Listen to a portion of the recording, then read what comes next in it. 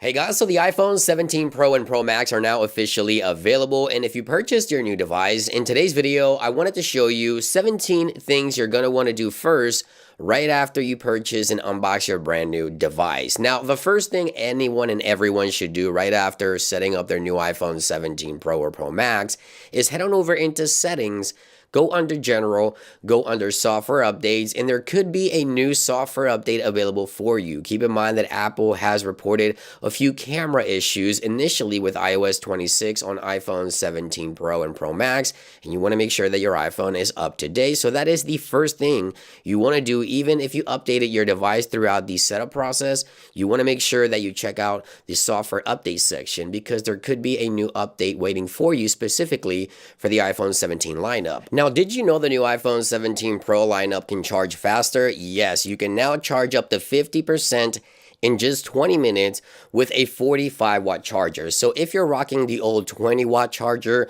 you may want to invest on a new, perhaps 45 to 65 watt charger so that you can charge your iPhone faster. Now, Apple has also enabled 25 watts of fast wireless charging, so you can charge faster with a wire. Again, you can go up to 50% in 20 minutes as long as you have a 45 watt brick or higher.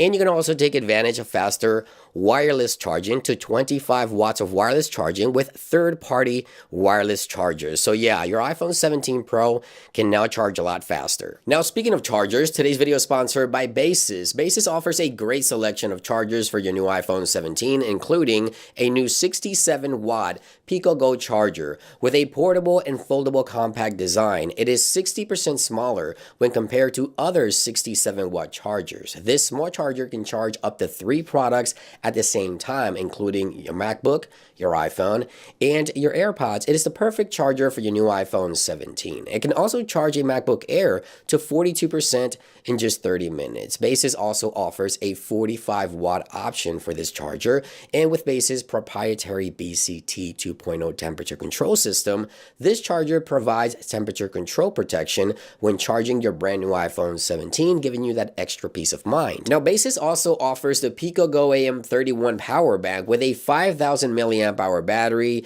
and a built-in stand. The Pico Go is perfect for a hands-free viewing experience. It is also Qi2 certified. That means it can deliver up to 15 watts of fast wireless charging while on the go. So make sure to check out Baseus' entire Pico series of products for your new iPhone 17. Of course, links as always will be in the description and down below. Now, you may also want to take a look into the camera. There's nice upgrades happening here. For example, the front-facing camera is now center stage. You can find the options by clicking here, and you can enable both of these options right here. So you see the auto zoom, and we also have the auto rotation. These two options you want to make sure that you enable on your device, because now when you use the selfie camera, which by the way has also been upgraded to an 18 megapixel, you see right here we have this button where we can go into portrait, which is this mode here, or landscape without having to rotate the device. And with the new option that allows you to auto zoom, this means that anyone can join the shot and your iPhone will automatically zoom out when you go to take selfies. So if you have a group of people, this will automatically, zoom out the camera on the front facing camera. And again, you can choose from portrait or landscape here by just pressing on this button without having to rotate your device for the perfect selfie. Now, under the video section for the camera, we now have a dual capture option. So once you launch the camera app, go into video, tap once, and right there it is, a dual capture. When you click this button, it enables the front and rear camera so that you can capture video simultaneously from the front and rear cameras at 4K. And we also obviously have the 8 times optical zoom, which allows you to zoom into an object even closer for videos and photos. Now, there's also a few software options I would like for you guys to take a look at right after you set up your brand new iPhone. I think this is going to help improve the user experience. Number one, battery life is already great on the iPhone 17 Pro lineup. However, if you want to extend battery life even further,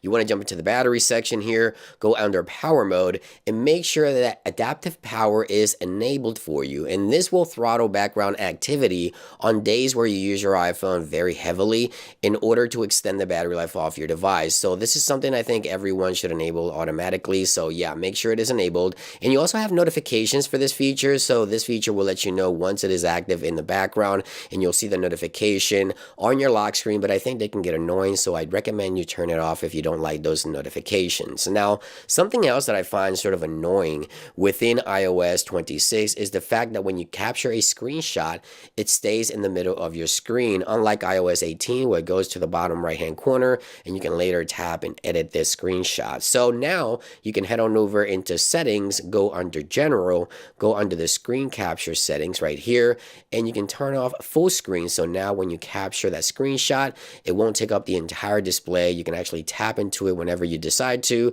and start using some of those new capabilities within iOS 26, something that's very annoying to me, and I think you guys are going to want to change that setting as well. Now, under camera, I don't know about you, but sometimes when I go to grab my iPhone from my pocket, especially on the 16 Pro Max, I will click on the camera controls and accidentally launch the camera controls on my iPhone. Now, you can change this to a double click. So go into settings, head on over into the camera settings on your iPhone right here, go under camera controls, and right here you have the option for double click. So now you won't accidentally trigger or launch the camera when you accidentally press that button. You have to double click and then it will launch for you. These are just some of the settings that I changed myself that I find that make the user experience a lot better, and I think you guys will probably want to look into those as well. Now, iOS 26 add this weird blur to the always on display where you can barely see your wallpaper when the always on display is in idle. So if you don't like this effect, especially when you have family pictures on the lock screen, then you can go ahead and disable this option for blur wallpapers on the always on display by going into settings,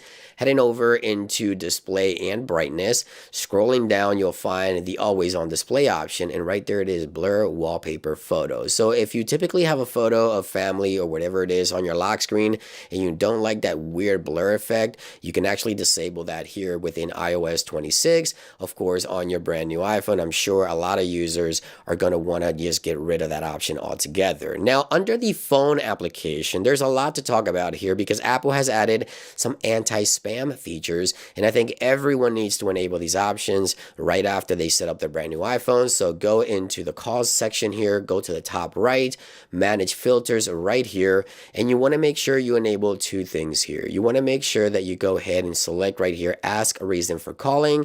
This way your iPhone will ask the person who's calling before you even pick up your phone. And obviously this does not apply to people on your contacts list. This is only for unknown numbers, and you want to make sure you also enabled unknown caller list filters, and this will save you from a ton of spam calls and save you a lot of time. Now, two things for the health application. If you use Apple Watch with your iPhone, there's two new options you want to make sure you enable here under summaries. You can click on edit right here and add this two new options. We have hypertension notification and sleep score. So you want to make sure that you enable these two options to keep track of those two things. Obviously, hypertension notifications will require 30 days of data in order to start providing you with some type of information, but you can use the sleep score tracking right here within the latest iOS 26 on your brand new iPhone 17. Now, the iPhone 17 Pro lineup does also feature some brand new wallpapers and some new ringtones. So go to add a new wallpaper here. If you scroll all the way to the bottom, you find the new iPhone 17 Pro wallpapers.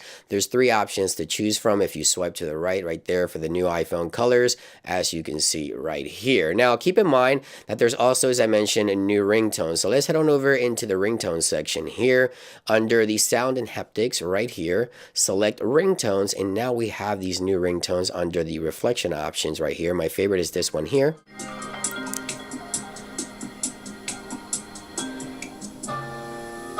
So yeah, new wallpapers, new ringtones, and new device. Make sure you check out these things right after you unbox your brand new iPhone 17 Pro and Pro Max. Thank you for watching. I hope you found this information helpful, and I'll see you guys on the next one. Peace.